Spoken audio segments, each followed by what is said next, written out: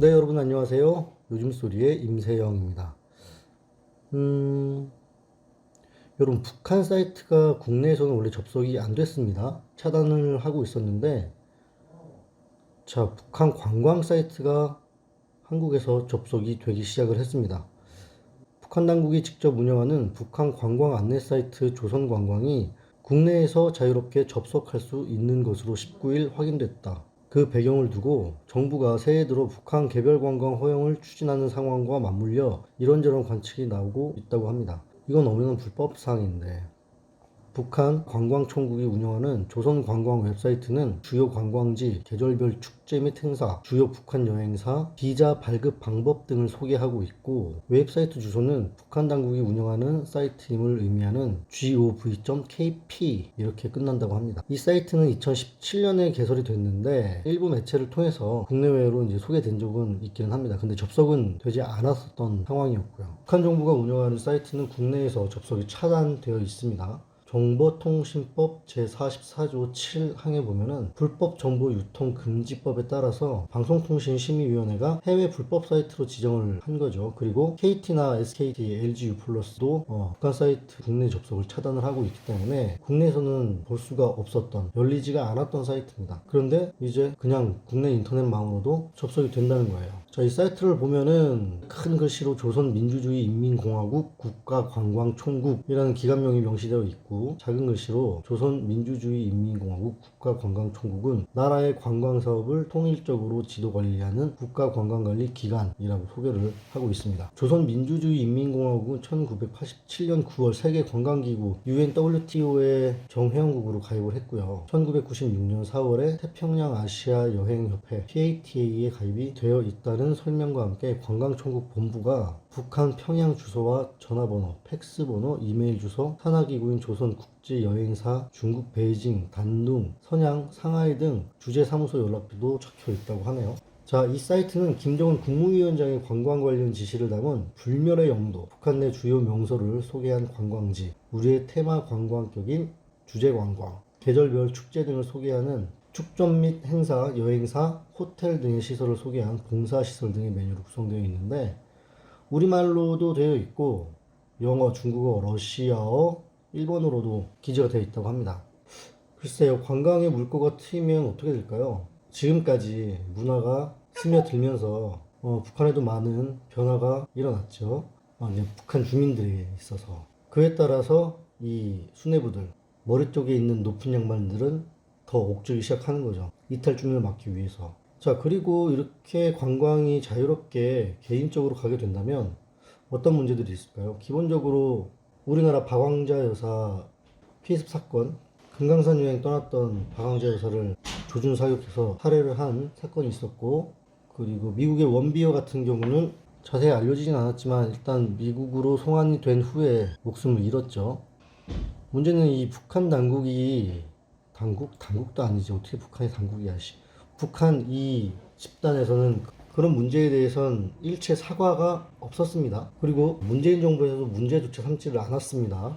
제2의 박왕자, 원비호가 나타날 수도 있는 상황인데 그런 거에 대한 대책은 일절 없어요. 자, 그리고 또 무슨 문제가 있을까요? 간첩들이 자유롭게 왔다 갔다 할 수 있겠죠. 자, 우리나라로 넘어오는 거는 안 된다고 쳐요. 그러니까 몰래 넘어왔다가 북한으로 들어갈 때는 당당하게 문 열고 들어가는 거죠. 뭐 빼낼 거 빼내가지고 모든 정보를 다 가지고. 그리고 제일 문제가 된다고 생각하는 거는 이놈의 정부가 북한에 돈을 퍼줘야 되는데 뭐 제재니 뭐니 여러 가지로 길이 막히니까 편법을 쓰는 거 아닌가 싶은 생각이 드는 거죠. 개인 관광객들이 가서 거기서 소비를 하고 오면은 거기서 일하고 장사하는 사람들이 그걸 다 가질까요? 아니죠. 그 모든 돈은 김정은 지갑으로 들어가는 거죠. 이런 식으로 어떻게든 퍼주기를 하려고 이렇게 무리하게 정책을 내는 거 아닌가 싶은 생각이 드는데 참 심각한 문제긴 합니다. 자, 이에 관련해서 한미 공조와 제재 준수를 강조한 해리스의 말에 난리가 났습니다. 그리고 해리스 주한 미 대사를 집중 공격하고 나선 거죠. 참 창피한 짓거리들을 또 하고 있습니다. 일부 여당 지지자들 하니까 너무 착하고 순해 보이네요.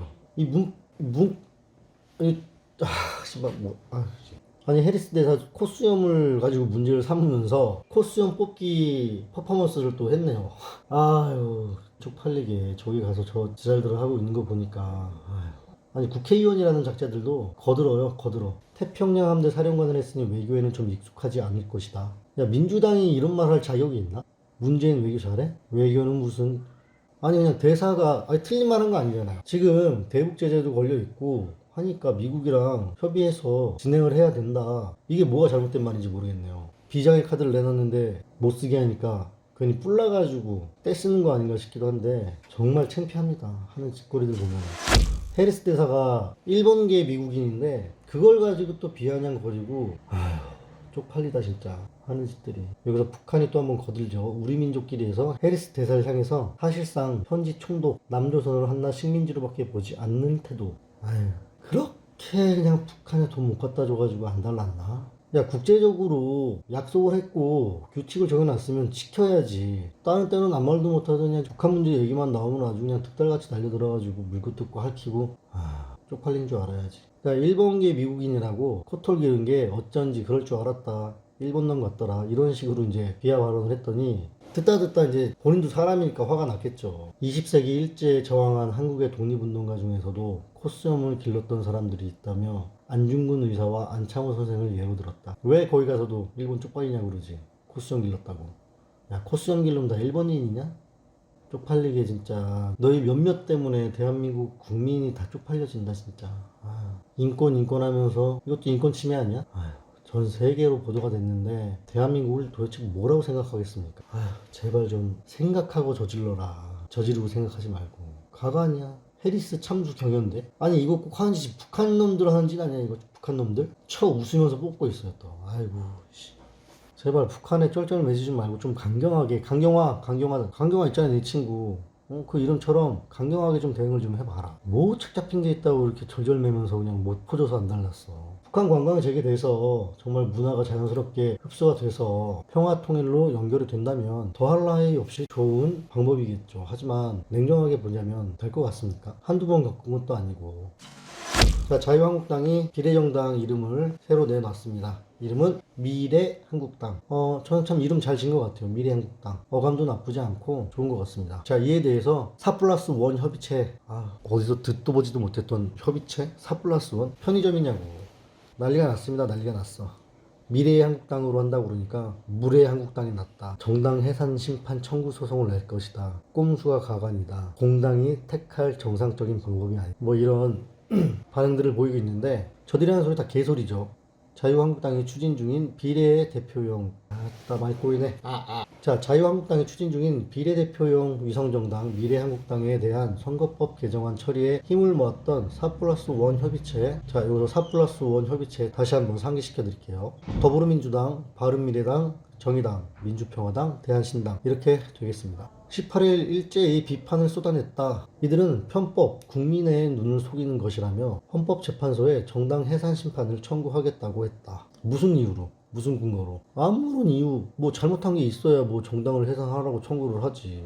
한국당은 당초 위성정당 명칭을 비례의 자유한국당이라고 사용하려고 했으나 선거관리위원회가 이를 불허하자 전날 미래한국당으로 명칭을 변경해서 신고를 했습니다.